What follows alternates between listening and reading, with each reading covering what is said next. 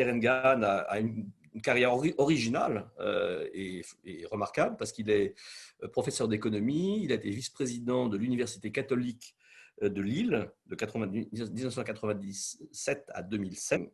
À cette occasion et dans ce cadre, il a été le fondateur et le co-directeur du département d'éthique de l'université. Et j'évoque cela parce que c'est un aspect sur lequel nous reviendrons qui me semble très important et intéressant par rapport aux réflexions que nous allons avoir sur le thème de la confiance. Pierre Engan a exercé 4 postes de préfet de département depuis 2008, ce qui lui donne une large expérience du territoire français et de problématiques certainement très diverses qu'il a dû côtoyer, auxquelles il a dû se confronter. De 2013 à 2016, il a quitté ses fonctions préfectorales pour devenir le secrétaire général du CIPDR. Le CIPDR, c'est le Comité interministériel de prévention de la délinquance et de la radicalisation. C'est d'ailleurs dans le cadre de ces fonctions que nous avions été à nous rencontrer la première fois. La première fois que j'avais rencontré Pierre Engan dans ses fonctions liées à la prévention de la radicalisation, sujet sur lequel j'avais été amené à travailler, il m'avait émis une remarque qui m'avait vraiment étonné. Il m'avait dit en fait, la confiance n'est pas la conséquence de nos problèmes, des problèmes que nous rencontrons dans la société, elle en est la cause. La confiance n'est pas la conséquence, mais la cause de nos problèmes. Et j'avais trouvé ça assez frappant. Ça fait penser à cette image de l'œuf et de la poule. Où est l'œuf qui a généré l'autre, l'œuf ou la poule? Et enfin, voilà, il l'a rappelé, le préfet Engan a effectivement été intervenu, y compris donc, dans des environnements internationaux, notamment en étant un des créateurs de cette université catholique d'Afrique centrale à Yaoundé. Alors, monsieur le préfet, au travers de toutes les expériences professionnelles qui sont les vôtres, est-ce que vous pourriez nous citer peut-être une expérience, une anecdote peut-être, qui est, selon vous, qui soit la plus frappante en matière de confiance? Qu'est-ce qui, dans toutes vos expériences, a peut-être le plus mis en difficulté, mis en débat, qu'est-ce qui vous a le plus confronté à un enjeu de confiance ou de son corollaire, la défiance? Un grand merci déjà à Pierre de cette introduction assez, je dirais, succincte mais complète. Et puis, bienvenue, je dirais, à tout le réseau, donc ceux qui suivent cet échange.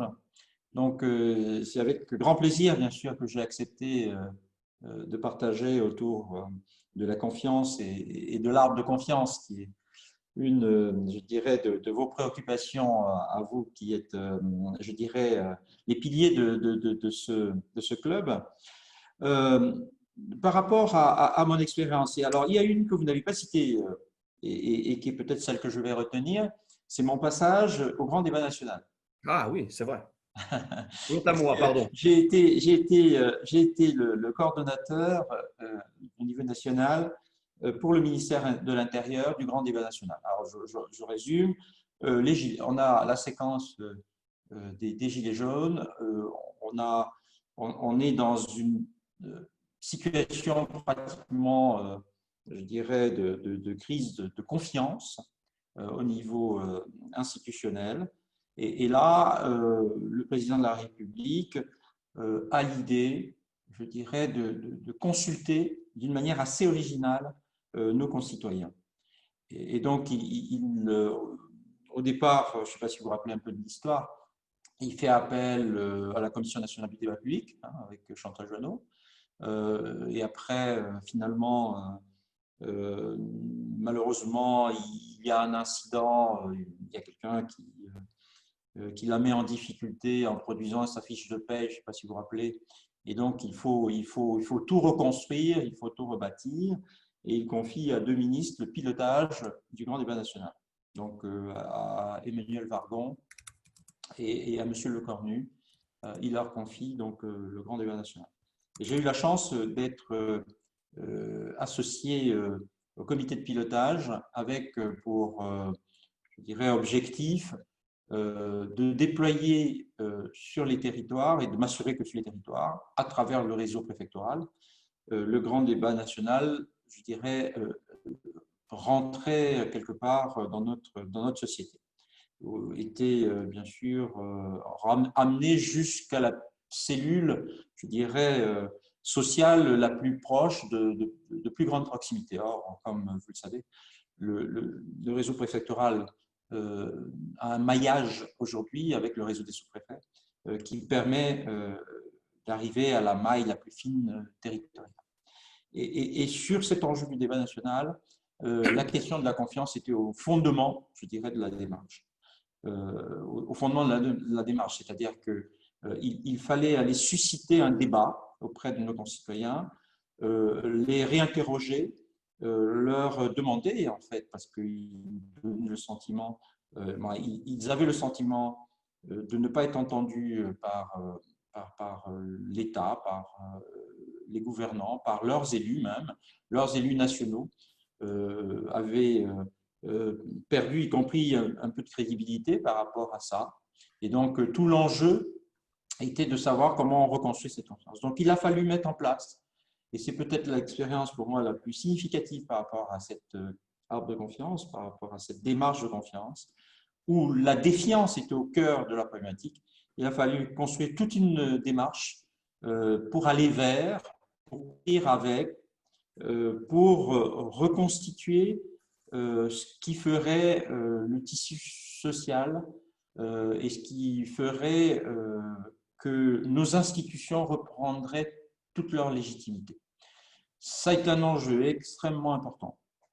Et pour moi, ça a été sans aucun doute un moment, je dirais, de ma vie professionnelle sans précédent. Vous avez évoqué que les Français, les citoyens, avaient le sentiment de ne pas être entendus par l'État, notamment. C'est ce qui a été une des raisons de ce débat national. Alors, j'aurais envie de rebondir sur ce que vous venez de dire, en reprenant l'expression d'un économiste et politologue américain très connu, qui est le professeur Francis Fukuyama, qui, dixit l'article du Courrier international que j'ai sous les yeux, expliquait en mars dans The Atlantic, et je le cite, « Quand la pandémie aura reculé, nous devrons en finir avec les dichotomies simplistes. La grande ligne de démarcation pour ce qui est de la gestion de la crise ne mettra pas les autocraties d'un côté et les démocraties de l'autre. Le facteur clé ne sera pas la nature du régime, mais les capacités de l'État et surtout la confiance qu'il inspire. » Alors, qu'est-ce qui fait, selon vous, que la confiance dans l'État est autant entachée que cela? Et visiblement, pas qu'en France, puisque un économiste américain fait la même remarque. Oui. Alors, je dirais, la confiance, alors on a souvent échangé, vous et moi, sur le parallélisme que je fais entre la confiance et l'éthique. Et j'ai toujours dit, autant l'éthique a une visée de vie bonne, pour nos concitoyens, hein, c'est la définition même de Paul Ricoeur, c'est cette visée de vie bonne dans des institutions justes, hein, pour les uns et pour les autres. Autant la confiance a ce type de même visée, c'est-à-dire d'amélioration des relations interpersonnelles. Il y a derrière la confiance je dirais, cette amélioration, cette visée de vie bonne aussi quelque part. Et c'est pour ça que je disais, et je le redis, la confiance ne peut pas être la conséquence. Tout à l'heure, vous parliez de la problématique de la poule et de l'œuf, que j'ai eu à utiliser de manière économétrique, moi, dans ma thèse de doctorat, puisque j'ai fait une thèse de doctorat sur justement la question de savoir d'où partaient les informations. Est-ce qu'elles partaient des marchés physiques vers la bourse des valeurs, ou est-ce qu'elles partaient de la bourse des valeurs vers les marchés physiques pour déterminer un prix? Ça a l'air comme ça, mais… Et donc, je me suis beaucoup servi des tests dits des tests de Granger, qui étaient des tests qui permettaient de savoir qui précédait l'autre. Alors, c'est assez compliqué à faire, mais bon, j'ai pris beaucoup de plaisir à faire ça. Mais pour moi, on est au cœur de cette problématique où la confiance, c'est la cause. c'est par elle, je dirais, qu'on induit la suite. Si vous voulez, la confiance rend possible le fonctionnement démocratique. La confiance rend possible la sociabilité, puisque, à contrario, si on n'a pas de confiance, on voit qu'il est très compliqué de construire le monde à venir. Et la confiance est en elle-même, je dirais, porteuse de risques, si vous voulez, parce que pour pouvoir bâtir, il faut d'abord faire confiance. Ce n'est pas possible de faire autrement. Et dans le cas de la gestion de cette pandémie, et de la crise sanitaire actuelle, qui a été traumatisante, je dirais, pour nous tous, hein, pas qu'au niveau français, mais au niveau mondial. On était dans le cadre d'une guerre mondiale, hein, sauf que l'ennemi était invisible. Il faut rebâtir, je dirais, reconstruire cette sociabilité, ce fonctionnement qui fait que notre société tienne, notre société marche sur ses deux pieds. Et donc, c'est en ça que la confiance est essentielle, c'est-à-dire que, bien sûr, elle ne se décrète pas, elle se construit. Et vous voyez bien que quand le président de la République dit il y aura un après, comme il y a eu un avant-crise, il y a une crise qui a été quand même un choc traumatique, qui a sans aucun doute bousculé un certain nombre d'équilibres, nos concitoyens ont besoin d'être sécurisés. Ils ont besoin qu'on puisse poser les jalons de ce qui va leur permettre de reprendre pied, de reprendre même espoir. Et donc, par rapport à ça, le plan de sortie de crise doit être porteur, je dirais, porteur d'une certaine crédibilité de la puissance publique. Surtout dans une période où elle a été un tout petit peu ébranlée pendant la crise. Vous savez, il y a eu beaucoup de doutes autour des équipements de protection, autour d'un certain nombre d'enjeux par rapport aux personnes très vulnérables, aux personnes âgées. On a vu des gens en très grande difficulté. Bien entendu, personne n'aurait pu imaginer que cette crise soit aussi violente, aussi forte. Au début, je pense que quand elle a commencé au niveau de la Chine, on avait l'impression que c'était très loin. Quand elle a frappé les Italiens, on a commencé à le prendre au sérieux, mais il a fallu que l'on soit, je dirais, percuté de plein fouet pour s'apercevoir qu'effectivement, cette crise sanitaire était vraiment réelle. Et les gens sont rentrés dans quelque chose d'inédit. La phase du confinement n'a jamais été vécue, au moins dans ce siècle-ci. Donc, il a bien fallu qu'à un moment donné, la confiance, je dirais, soit construite pour pouvoir se projeter. Et en ça, les préfets qui représentent l'État localement ont eu à prendre toute une grande partie dans ce pari sur l'avenir. Et ce pari sur l'avenir est aussi fondé sur la crédibilité des actes qui ont été posés et qui ont vocation à être posés. Donc tout ça est en construction et c'est tout ça qui fait que si on veut, je dirais, avoir une visée de vie bonne, je reviens sur le concept de Paul Ricoeur, il faudrait que l'on puisse, je dirais, poser des actes, puisque c'est ce que je vous disais par rapport à l'éthique. Je vous ai dit que quand on avait approché l'éthique, la grande question que nous posions, c'était de savoir comment on pouvait la rendre réelle, cette approche éthique. Parce qu'au-delà de l'approche philosophique de cette vie bonne, de cette visée de vie bonne, comment pourrions-nous la rendre pratique? Et je vous avais dit, le choix que nous avions fait à l'époque, à l'Université catholique de Lille, c'était de dire la meilleure façon de concevoir l'éthique, c'est de la rendre empirique d'abord. C'est d'être au pied du malade.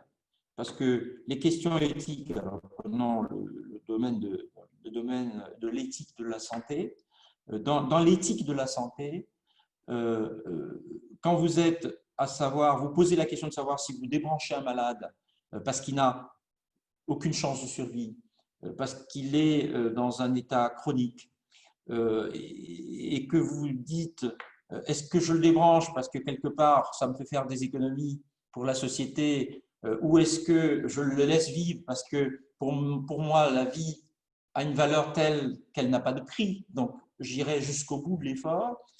Vous êtes devant des enjeux majeurs de la vie. Et c'est un peu comme ça que la confiance se pose. Et là, pour moi, et c'est comme ça qu'il faut la concevoir. C'est au pied du mur, c'est-à-dire que c'est dans l'action qu'on est évalué et qu'on gagne dans sa crédibilité. Et la confiance est liée à la crédibilité. Et je pense que les Français se râlent beaucoup, mais quand on regarde bien avec un peu de recul, collectivement, on a quand même posé des actes, on a posé des actions qui ont sécurisé, je dirais, les Français quelque part, qui leur ont fait penser qu'ils pouvaient commencer à sortir comme ils sortent, à s'amuser comme ils s'amusent, à Nice, de manière insouciante. Hein. C'est parce que derrière ça, il s'est construit un peu de confiance quand même dans l'action publique. Voilà, c'est ce que je suis en train de dire. Et cette action publique, c'est par rapport aux actes, aux actions qui ont été posées par la puissance publique en amont. D'accord. Alors, j'aurais envie de revenir sur deux points que vous avez évoqués, ou auxquels me font penser vos propos. Vous avez parlé de la Chine. Oui. Vous avez parlé de la Chine tout à l'heure. Il y a pour le coup, et j'espère ne pas vous choquer en disant ça, mais il y a eu une expression publique de l'État français il y a quelques semaines, reprise par d'autres pays aussi. Hein.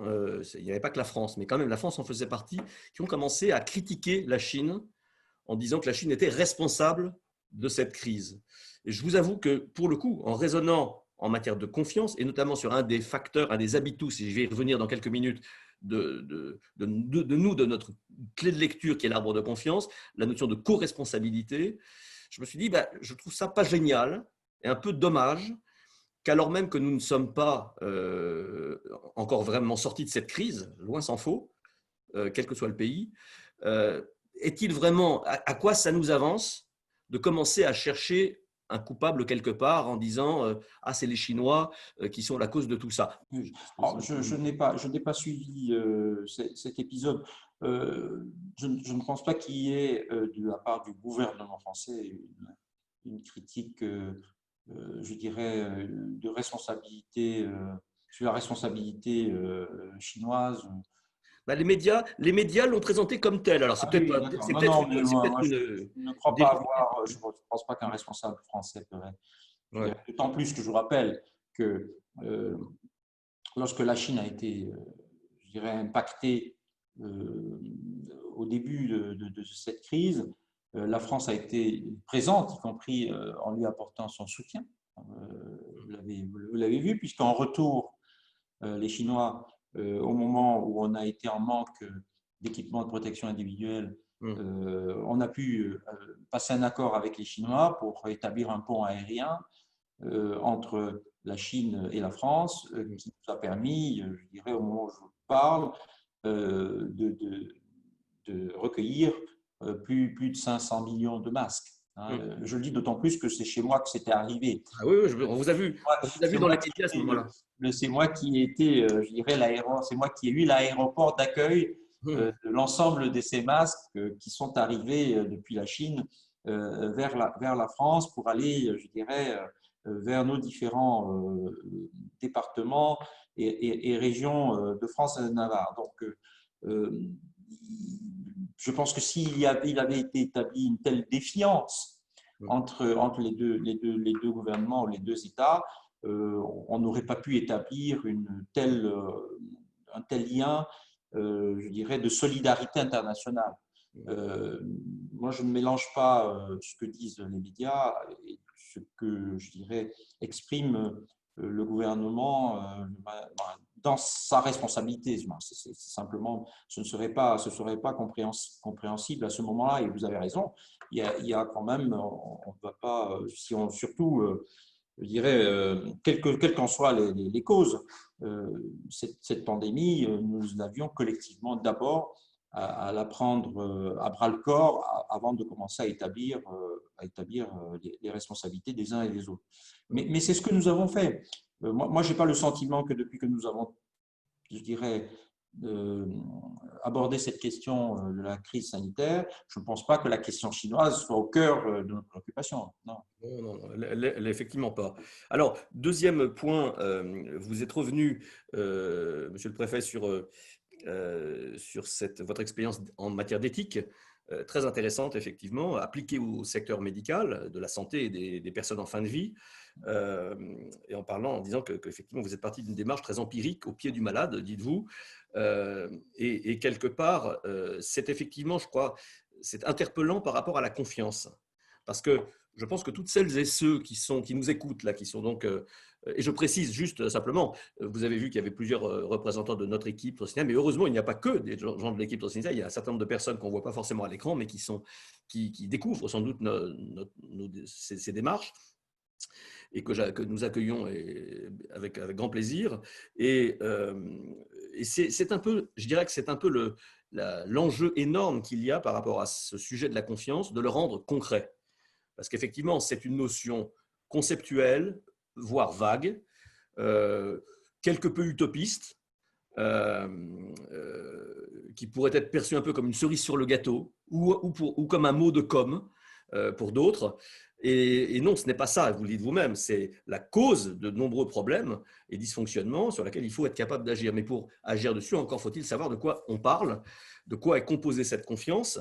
Et c'est ce que nous avons commencé à évoquer là depuis tout à l'heure. Mais justement, peut-être pour aller encore un peu plus précisément dans la demi-heure à peu près que nous avons devant nous, ou un peu moins, je vais me permettre de prendre 3 minutes pour montrer à nos auditeurs la visualisation. Je vais demander à Sylvie, si tu peux, Sylvie, mettre le PowerPoint rapidement. Simplement, je te remercie. Voilà, tu vas passer, si tu peux passer, s'il te plaît, donc à l'écran suivant. Je voudrais juste montrer effectivement et rappeler, et je vais le faire aussi vite que possible, ce modèle que nous avons construit après 3 ans de recherche et développement et ayant mobilisé une centaine de personnes, 7 composantes clés de la confiance. Ce que nous utilisons le terme de 7 habitus de confiance. Un habitus, d'après le sociologue Pierre Bourdieu, c'est un comportement ou une attitude qui trouve son origine dans un héritage social ou dans des croyances. Donc, on va vite, vas-y, si tu peux passer, s'il te plaît, à l'écran suivant. Et encore, voilà, vous voyez, donc il y a 7 habitus, mais on va les lire d'un peu plus près, si tu peux encore aller à la slide suivante. Voilà, merci Sylvie. Donc, on va vite en faire le tour. La co-responsabilité, la coopération et l'émulation, donc on en a parlé il y a quelques minutes autour de cette vraie ou fausse information concernant la Chine, voilà, le dialogue avec la Chine, donc sur la notion de co-responsabilité qui est très importante. Le deuxième habitus, juste au-dessous, l'empathie, la bienveillance, la reconnaissance et l'acceptation de la différence. Le troisième, la cohérence entre paroles et actes, la lisibilité, le respect des règles du jeu, l'honnêteté, l'authenticité, la loyauté. Alors, est-ce que la notion de crédibilité que vous avez aussi évoquée, Pierre, est-ce qu'elle rebondit sur cet habitus-là, si je puis dire? Celui du milieu, l'indépendance de jugement face au conflit d'intérêts ou au conflit de valeurs. Et celle-là, me semble-t-il, elle signifie comment est-on capable de prendre ou non de la hauteur et faire preuve de discernement face à des injonctions paradoxales ou des décisions très difficiles à prendre. Et l'exemple que vous donniez, Pierre, effectivement sur l'éthique, et des choix très, très difficiles, est-ce que je débranche ou est-ce que je ne débranche pas un patient, eh bien, ça renvoie, me semble-t-il, à cet habitus central. Et qui renvoie, mais on y reviendra, d'ailleurs la question, j'avais envie de vous la poser quand vous évoquiez ce travail au pied du malade, dire est-ce que quand on est dans cette situation-là, est-ce que le médecin est seul à prendre sa décision ou est-ce qu'il y a un collectif pour ne pas s'appuyer uniquement sur le jugement individuel, mais sur une vraie réflexion de groupe? Bon, la réponse est peut-être un peu dans la question, mais quand même, c'est important d'avoir une réponse précise là-dessus. En haut à droite, l'acceptation de l'incertitude, du risque et de la complexité, qui renvoie à la notion de contrôle. Moins il y a d'acceptation de l'incertitude, du risque et de la complexité dans une institution, plus généralement, ça va se traduire par un renforcement outrancier parfois des contrôles en tout genre, l'acceptation au-dessous, au milieu, l'acceptation du droit à l'échec ou à l'erreur, et l'acceptation du droit à la réussite et au bonheur. Alors, l'acceptation du droit à l'échec ou à l'erreur, ce n'est pas vraiment ce qui caractérise la culture française, me semble-t-il, d'une manière générale, et peut-être dans la fonction publique, peut-être encore un tout petit peu moins qu'ailleurs, si je peux me permettre.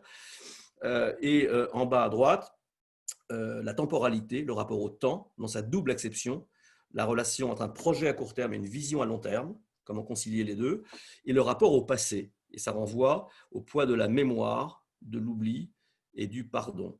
Et si on prend par exemple, donc ça veut dire, est-ce que j'arrive à pardonner quelqu'un qui m'a fait un sale coup, qui m'a trahi, qui m'a trompé? Ça peut être un dirigeant politique, ça peut être un gouvernement, ça peut être une personne autour de moi. Est-ce que la crise sanitaire c'était quoi déjà en 2009, du H1N1, et à l'époque, le fait d'avoir investi massivement dans des matériels médicaux dont tout le monde s'est moqué en disant ah ça sert à rien, c'est inutile, c'est du gâchis d'argent public. Est-ce que ça n'a pas conduit à finalement minimiser les stocks de masques à l'excès et à se retrouver dans la situation qu'on a pu connaître? Bref, voilà donc ces 7 facteurs. Et si tu peux juste passer rapidement la slide suivante, Sylvie, et puis on s'arrêtera là. La couleur de cet arbre, là, vous voyez, il est tout vert, il est d'un joli vert. Qu'est-ce qui fait que dans les expériences, et si on revient à l'expérience de Monsieur le Préfet, de situation comment dire, de conduite de réforme territoriale et d'un retour, comment reconstruire la confiance sur un territoire post-Covid, comme la Marne, votre département, quels sont les habitus de l'arbre qui sont peut-être les moins verts, qui seraient peut-être jaunes, orange et peut-être même rouge vif, et sur lesquels vous auriez concrètement et de manière empirique intérêt à travailler, selon vous, vous et les acteurs du territoire. Et je dirais, lesquels parmi eux? Je reviens sur le droit à l'erreur. Oui. Vous savez, le droit à l'erreur fait partie des éléments assez nouveaux, je dirais, dans le paysage juridique français, hein, puisque vous savez que le président de la République a légiféré sur cette question du droit à l'erreur. Qu'aujourd'hui, alors que ça n'était pas du tout dans nos habitudes, y compris je dirais pour des services comme les services fiscaux ou tout simplement les services d'inspection, tout corps confondu, le droit à l'erreur est maintenant intégré dans notre droit positif, si vous voulez, hein. C'est-à-dire que ce qui veut bien dire que ce droit à l'erreur participe à la construction de cette confiance, hein. Et comme je vous ai dit, c'est au pied du malade, hein, comme pour revenir un tout petit peu à la démarche éthique, c'est bien entendu au pied. Alors, j'ai envie de dire, la confiance s'exprime sur le terrain de l'action publique, au contact des populations. Ça, vous ne pouvez pas faire autrement, sinon ça reste philosophique. Cette confiance sera d'autant plus, je dirais, importante qu'elle sera crédible. Elle sera crédible parce que vous aurez une démarche qui sera intelligible. D'accord ? Il faut que la démarche que vous utilisez soit intelligible. Il faut qu'elle soit transparente. Les gens ont besoin de savoir. Il ne faut pas partir du principe que c'est très compliqué pour que les gens comprennent. Il suffit de leur expliquer pour qu'ils comprennent. Donc, il faut faire preuve aussi de pédagogie. Et ça doit surtout être une démarche qui implique les personnes. C'est-à-dire les personnes sont d'autant plus sécurisées qu'elles y participent elles-mêmes dans le processus. Et que ce soit dans le cadre du grand débat national, dont je vous ai parlé tout à l'heure, ou tout simplement dans la gestion de cette pandémie, le fait d'avoir respecté ces conditions de mise en œuvre au contact des populations a été extrêmement important. Alors nous comment un préfet de territoire se projette par rapport à ça? C'est de dire aujourd'hui, tout a été pendant 2 mois pratiquement à l'arrêt. Très peu de services ont fonctionné. Donc, on peut imaginer que si l'État n'avait pas mis toute la puissance, je dirais, qui était la sienne, pour pouvoir maintenir ou porter certains secteurs, je dirais, d'activité économique et d'activité tout simplement sociale, nous serions dans des conditions extrêmement difficiles aujourd'hui. Alors, pour preuve, alors je crois que c'est le chiffre qui est annoncé est assez vertigineux, des moyens déployés pour soutenir notre activité économique au niveau national, c'est 460 milliards. 460 milliards depuis le financement d'activités partielles, en passant par les prêts des bancaires garantis par l'État, hein, ou tout simplement les étalements de charges, que les charges soient fiscales ou sociales. Ce qu'il faut bien avoir à l'esprit, c'est que quand je prends le département de la Marne, aucune entreprise au moment où je vous parle, par exemple, n'est au tribunal de commerce dans le cadre d'une procédure collective. Mais ça ne veut pas dire qu'elles n'ont pas de difficultés, mais ça veut dire qu'on leur a apporté un soutien sans précédent. Et c'est parce qu'on leur a apporté ce soutien sans précédent qu'on peut parier que ces acteurs, ces entreprises peuvent se dire, le président de la République a dit, quel qu'en soit le prix, d'accord? Donc, les entreprises sont sous perfusion, soyons très clairs, soyons honnêtes. Plusieurs entreprises aujourd'hui amortissent des charges par de l'argent public, d'accord? Même si les carnets de commandes sont en train de se reconstituer rapidement, mais les carnets de commandes ne retrouveront pas, je dirais, les niveaux d'avant la crise de mars. Mais c'est parce que ces actes-là ont été posés qu'on peut leur dire, vous pouvez en confiance rentrer dans un schéma de reconstruction de demain. On n'aurait pas posé déjà ces actes-là, je pense que beaucoup de nos concitoyens ne se projeteraient pas dans l'avenir, très clairement. Beaucoup se diraient, ça n'est pas crédible. C'est pour ça que je parlais de crédibilité. Il faut être crédible. Et c'est en posant des actes au pied du lit du malade, d'accord, que l'on arrive à construire, je dirais, les conditions de la confiance.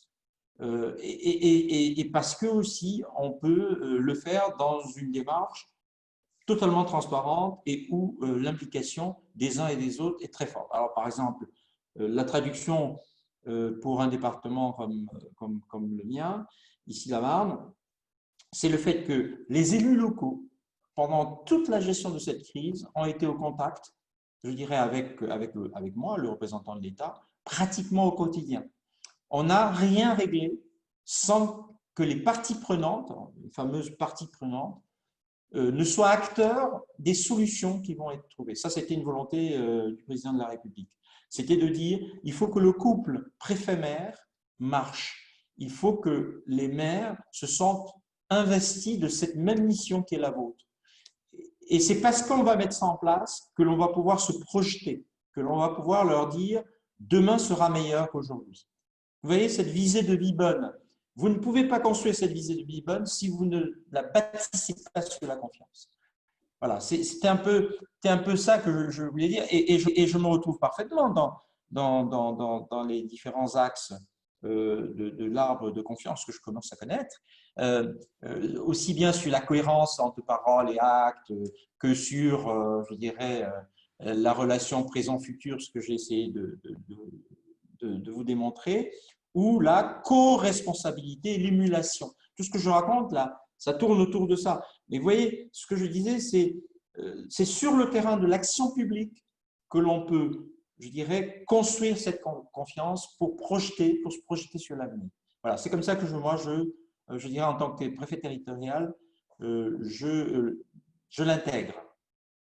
Dans les mois qui viennent, s'il y a un axe, une action, puisque vous parliez de poser des actes, est-ce qu'il y a un acte qui vous semble prioritaire et contributif du renforcement de la confiance sur un territoire comme le vôtre, sur le vôtre, et notamment sous l'angle de la reconstruction de l'économie, enfin disons de la réussite des entreprises sur le plan économique et social?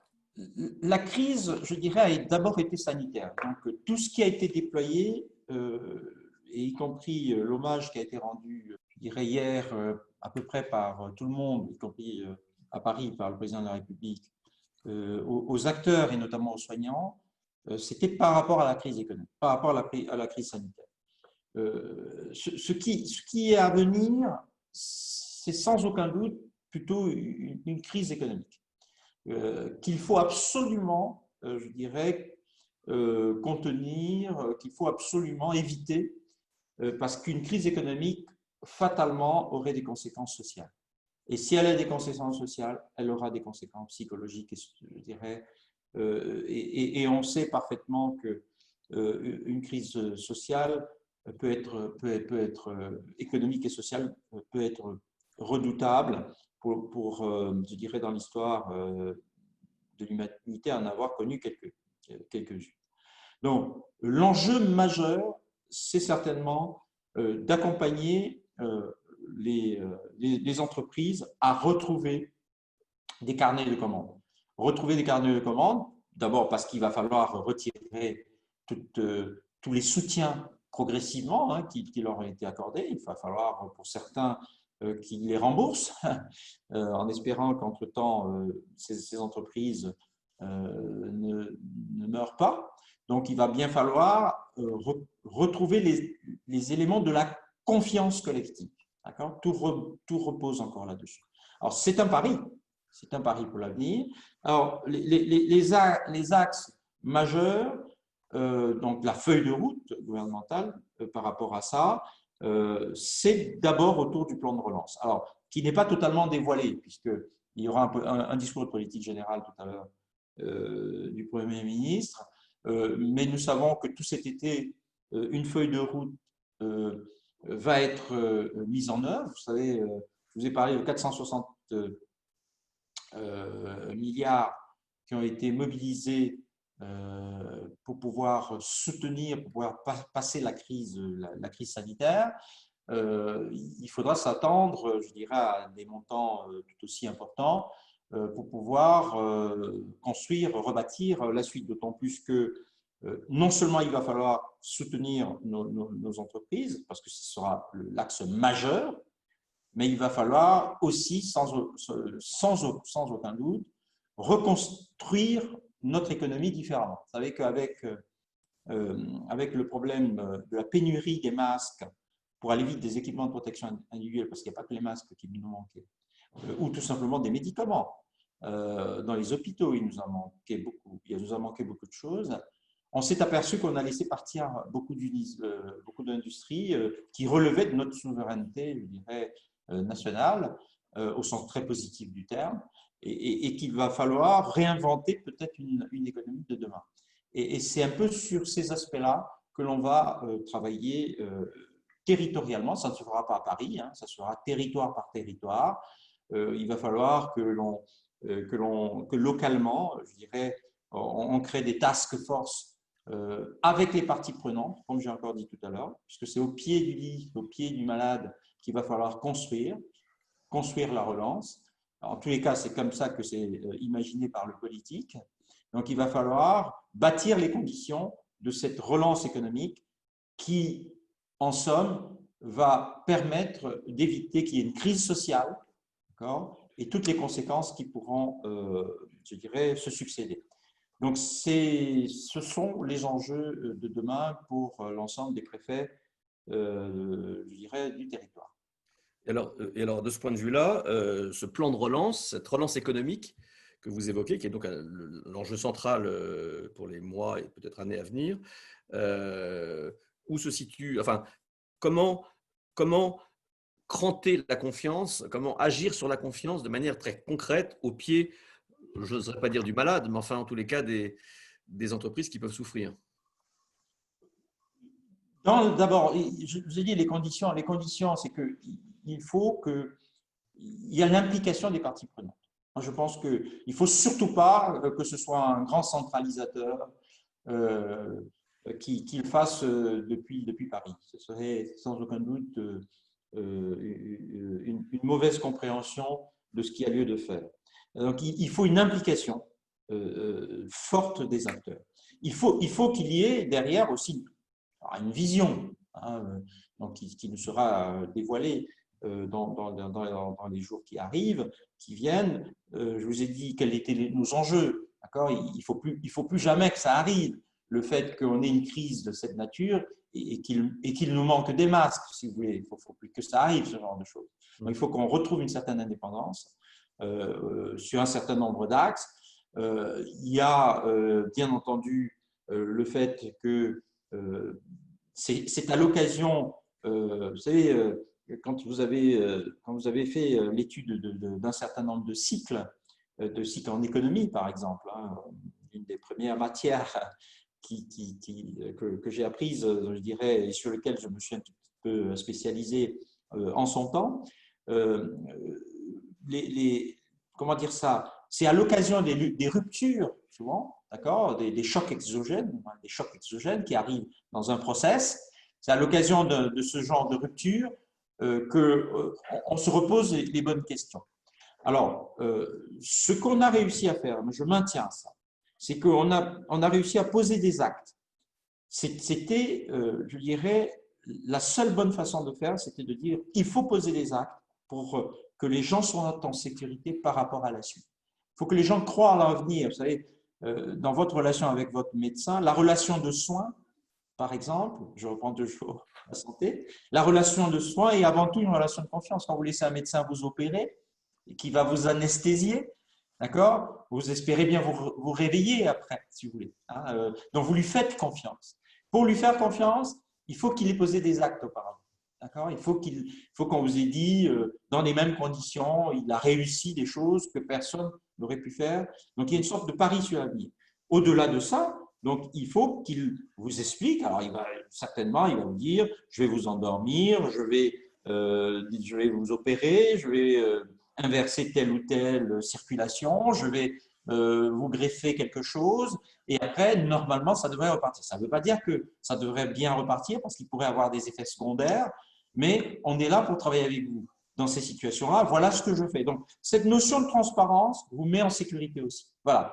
Et il y a, je dirais, dans la construction de ce plan, il y a aussi la méthode, il y a aussi ce qui va avec, y compris l'implication des parties prenantes. Pour moi, c'est ce qui permet de construire, je dirais, la confiance d'un plan de relance.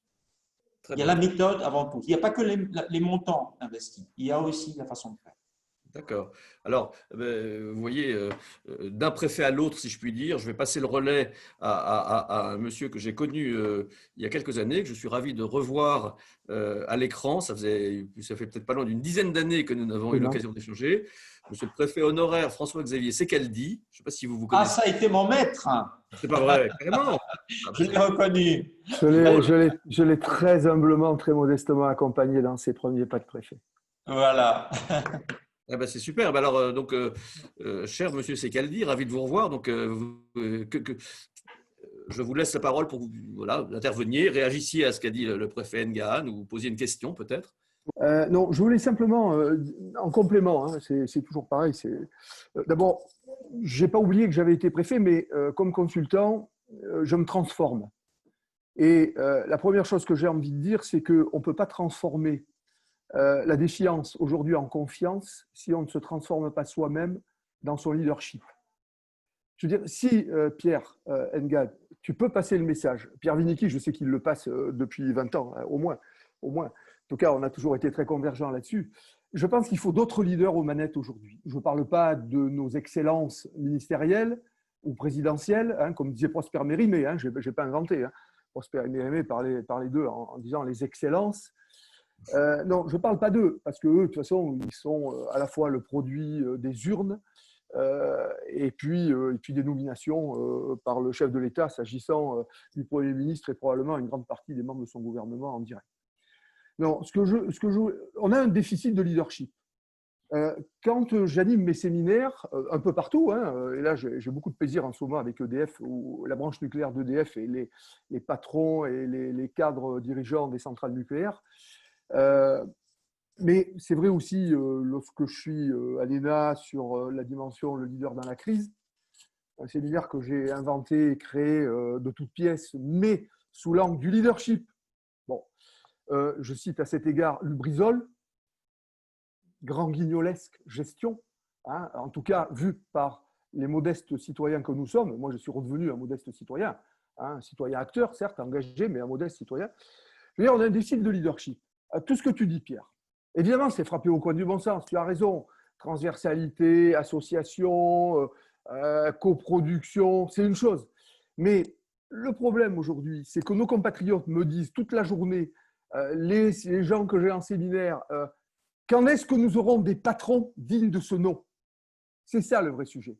Ça vaut pour la haute fonction publique comme pour le secteur privé. Parce que comme j'anime aussi des séminaires mi-public, mi-privé, et y compris avec des consultants du privé, c'est assez intéressant. Je veux dire, on pourrait mettre tout le monde dans le même sac et faire le même constat de déficit. Voilà. Un jour, un éminent préfet m'a dit, c'est un de nos anciens, à qui je parlais de travail à faire sur soi-même pour être le leader que les gens attendaient, le créateur de confiance, le transmetteur d'énergie. C'est des vrais sujets, tout ça. Hein. Tu vois, on pourra s'agiter dans tous les sens avec des moyens, mais si on ne change pas les bonhommes qui sont à la tête de nos institutions, ça n'avancera pas. Avec un maître mot, l'exemplarité. Voilà. Donc, fi du carriérisme, fi des ambitions personnelles. Si on veut vraiment développer une ambition collective, il faut radicalement changer soi-même au plan individuel. Vous connaissez la théorie des la symétrie des attentions. Je termine là-dessus. La symétrie des attentions, c'est que, par exemple, vis-à-vis d'un client ou d'un terrain, tes troupes ne peuvent pas être différentes de la posture que toi, tu as vis-à-vis d'elle en tant que chef. Voilà. Il faut bien réfléchir à ça. Il faut bien réfléchir. Je veux dire, si on ne change pas le leadership, tout ça, ça restera des mots, des actions stériles, parce que le terrain ne se laissera pas approprier, mais le citoyen de base. Le citoyen de base. Alors, merci. Voilà. Merci. Juste pour lancer la discussion. François-Xavier, si je peux me permettre de vous appeler par votre prénom. Oui, absolument. D'abord, je tiens à saluer François-Xavier parce que je dirais dans mes premiers pas dans la préfectorale, heureusement qu'il était là parce que ce qu'on ne sait pas, c'est que dans la préfectorale, tout n'est pas écrit. On fait ses classes, je dirais, on apprend un peu en marchant, puisque les domaines de responsabilité sont tellement importants qu'il faut souvent des personnes avec un peu d'expérience. Et j'ai bénéficié du coaching, ça existe, hein, du coaching d'un ancien préfet qui a de la bouteille, qui accompagne un jeune préfet qui arrive. Et donc, voilà, il a été mon coach. C'est pour ça que peut-être qu'il y a le XAT. Voilà, je tiens déjà à le saluer et je continue à le remercier parce qu'il fait partie des personnes qui m'ont fait aimer ce métier en partant de mon domaine universitaire. Voilà, donc, moi, je pense que François-Xavier, il sent les choses. En plus, il était de l'autre côté de la barrière, donc il sent bien les choses en parlant du problème du leadership. Malgré tout, je pense que aujourd'hui, dans la transformation dans laquelle nous sommes emmenés à nous inscrire, il y a d'abord une volonté politique, celle du président de la République, à la suite, bien sûr, de ses prédécesseurs, mais qui a voulu lui aussi rentrer dans une transformation de la fonction publique. Il en a même fait, je dirais, tout un axe de développement stratégique avec un certain nombre de critères bien identifiés. Mais il y a aussi la crise qui est venue quelque part, le fameux choc exogène qui est venu induire une dimension complémentaire. Et par rapport à ça, j'estime que bien entendu, la question du leadership est fondamentale. Ça la question ne se pose pas parce qu'il faut porter le changement. Il faut aussi que ce soit porté par des personnes. Mais je crois que la méthode l'est tout autant. La méthode et les ingrédients de ce changement sont tout importants. Surtout que, vous avez vu hier dans l'interview du président de la République, La première chose sur laquelle, je dirais, il est revenu, c'était sur la crise de confiance. Parce que la confiance, je dirais, est ce socle, tu vois, et ce humus sur lequel on peut bâtir la suite. D'accord? C'est avant tout une cause. C'était ça l'objet de l'introduction. C'est avant tout une cause. Et toute crédibilité, toute pérennité ne peut être fondée que sur l'adhésion ou non d'abord, je dirais, à ce sentiment, je dirais, qui permet de prendre demain le risque. Sans ce sentiment, on ne peut pas prendre le risque. Mais pour pouvoir adhérer, bien entendu, auparavant, j'entends, il faudrait rassurer sur un certain nombre d'éléments. Et c'est sur ces éléments-là que j'ai essayé d'insister plus que sur ce qui les porterait demain. Ce qui les porterait demain. Donc, mais ce que François avait dit est totalement juste. C'est-à-dire qu'il faudrait que les personnes qui les portent incarnent aussi peut-être quelque chose, qu'elles soient exemplaires, comme il a dit, qu'elles veuillent ce changement. Parce que c'est vrai que notre administration, en elle-même, elle est quand même assez lourde. Et que quand il y a une impulsion qui est donnée, le temps que ça énerve, je dirais, tout le système, ça peut prendre un peu de temps. Or, on n'a pas beaucoup de temps, souvent. Et donc, il faut trouver un juste milieu, il faut pouvoir trouver un juste milieu, un juste équilibre. Mais je suis tout à fait d'accord avec ce qui a été dit. En guise de conclusion, pour essayer d'identifier peut-être un axe de travail qui semblerait prioritaire sous l'angle de la confiance, je ne parle pas là des thématiques telles que le plan de relance en soi, mais sous l'angle de la confiance, alors je vais me permettre de demander à Sylvie de nous remettre notre arbre pour qu'on le voit. Je vais vous poser une question autour de ça. Sylvie, si tu peux juste remettre la visualisation. Voilà, c'est exactement parfait, je te remercie. Si vous prenez ces 7 composantes de la confiance clés, Pierre, s'il y a sur un plan culturel, sur un plan, et ça rejoint ce que disait François-Xavier également, sur un plan culturel, de pratique de leadership, de management, de capacité à conduire des changements aussi complexes que ceux qui s'ouvrent à nous et qui s'ouvrent à vous, en particulier sur le terrain, au niveau d'un territoire, lequel de ces 7 facteurs est pour vous le plus au rouge, non pas vert, mais à l'inverse, ce serait plutôt très rouge, et nécessite absolument d'être amélioré, d'être travaillé du point de vue des représentants de l'État eux-mêmes, préfets, équipes préfectorales, services déconcentrés, ou directeurs de services déconcentrés, des élus et des équipes territoriales, des collectivités, et des autres acteurs, les dirigeants d'entreprise et autres acteurs qui font la société. Est-ce qu'il y en a un qui vous semble être particulièrement urgent à faire bouger si on veut recréer les conditions de la confiance qui elles-mêmes permettront de réussir la relance économique et sociale du pays? Incontestablement, je dirais, le volet sur lequel il y a encore des marges de progrès, mais c'est fondamental. C'est sans aucun doute la cohérence entre la parole et les actes. La lisibilité, le respect des règles du jeu, l'honnêteté, l'authenticité, la loyauté. Moi, je pense que c'est pour moi le fondement. C'est à partir de là que se construit, je dirais, cette confiance. C'est à partir de là que se projette la suite. Parce que l'acceptation du droit, par exemple, à l'échec, à l'erreur, je dirais, maintenant, ça fait partie de notre droit positif, quelque part. Il faut qu'on prenne l'habitude d'entendre. Les questions de co-responsabilité, je dirais, avec les lois de décentralisation, c'est des choses, je dirais, que l'on peut parfaitement encore imaginer, améliorer. Mais si on veut réussir, je dirais, à construire une confiance dans l'action publique, si on veut qu'elle puisse induire une prise de risque pour l'avenir, il faut qu'il y ait cette cohérence entre la parole et les actes, cette lisibilité, ce respect des règles du jeu, cette honnêteté, cette authenticité, cette loyauté. D'accord. À la fois, effectivement, là je reprends, je vois le petit message que Sophie Hazard vient d'écrire.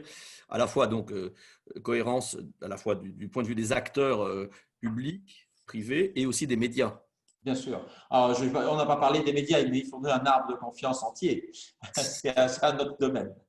Tout à fait. C'est un autre sujet. Ouais.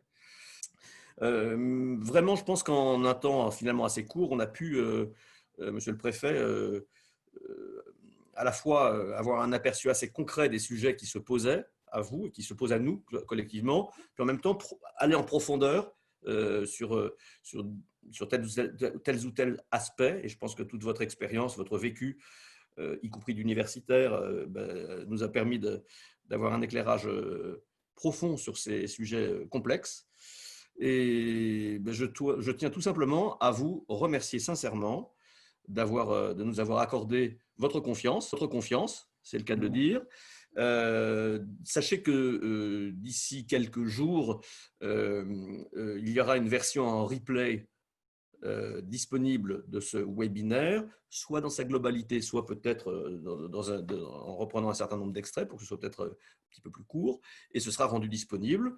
Et je vous invite toutes et tous qui êtes présents à le diffuser dans vos réseaux largement, parce que je pense que vraiment l'échange que nous avons eu avec Monsieur le Préfet Pierre Engan a été riche et arrive à point nommé à ce moment effectivement, de relance économique, sociale, et moment où la confiance, et comme vous le disiez, les propos hier du président de la République montrent à quel point cette question de la confiance est au cœur des enjeux qui s'ouvrent à nous. Donc un grand merci. Un grand merci à vous, à tout votre réseau et à François Xavier, que j'ai plaisir à revoir. Aussi. Merci. Également, et merci à notre équipe de Trust Inside et à son réseau, Sylvie, Sandrine, Sophie en Belgique et d'autres de nos membres, Hélène qui est également présente, et toute notre équipe. Et merci à toutes et toutes parmi vous, que nous ne connaissions pas jusque-là, de vous être inscrits et de nous avoir consacré du temps.